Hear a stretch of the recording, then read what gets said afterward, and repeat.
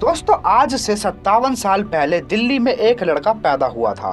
जब वो थोड़ा बड़ा हुआ तब उसने अपने लिए एक से बढ़कर एक बड़े बड़े सपने सजाए।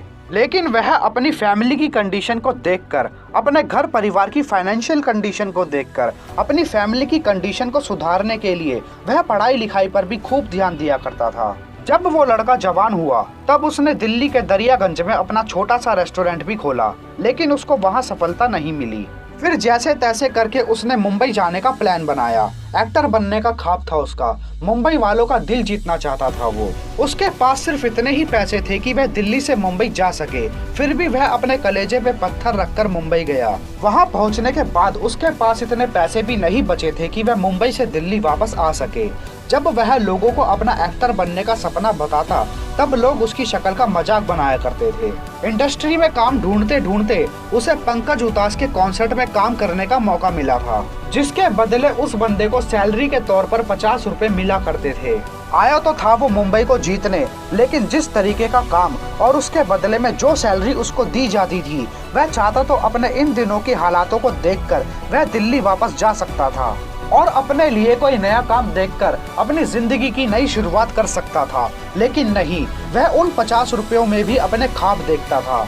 वह आगरा गया और उसने उन 50 रुपयों से ताजमहल देखा। इस बीच उसकी मुलाकात कुछ बड़े बड़े लोगों से भी हुई।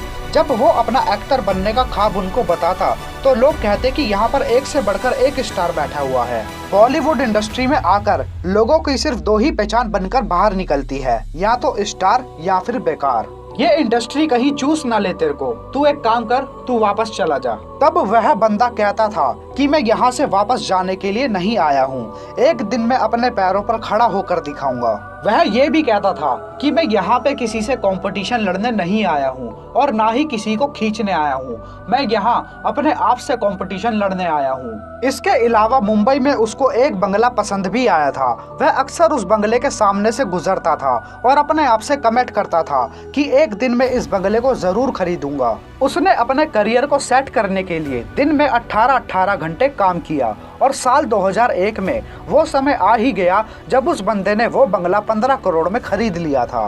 आज के समय में बॉलीवुड में सबसे ज्यादा पढ़ा लिखा व्यक्ति भी वही है। आज के समय में बॉलीवुड इंडस्ट्री का सबसे बड़ा चेहरा भी वही है। लेडीज एंड जेंटलमैन, बॉलीवुड का बादशाह, king.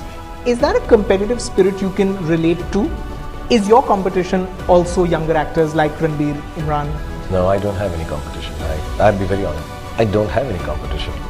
I've not come here to compete. I've come here to rule.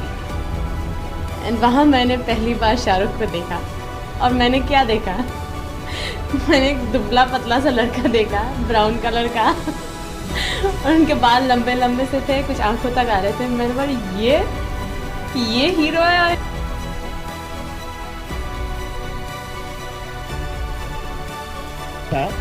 तो सब डायरेक्टर्स यहाँ पर कहते थे कि यार टीवी स्टार है, टीवी स्टार है, टीवी स्टार है। और आज का दिन वही सब डायरेक्टर्स टीवी पे सीरियल डायरेक्ट कर रहे हैं और मैं इतना बड़ा फिल्म स्टार हूँ।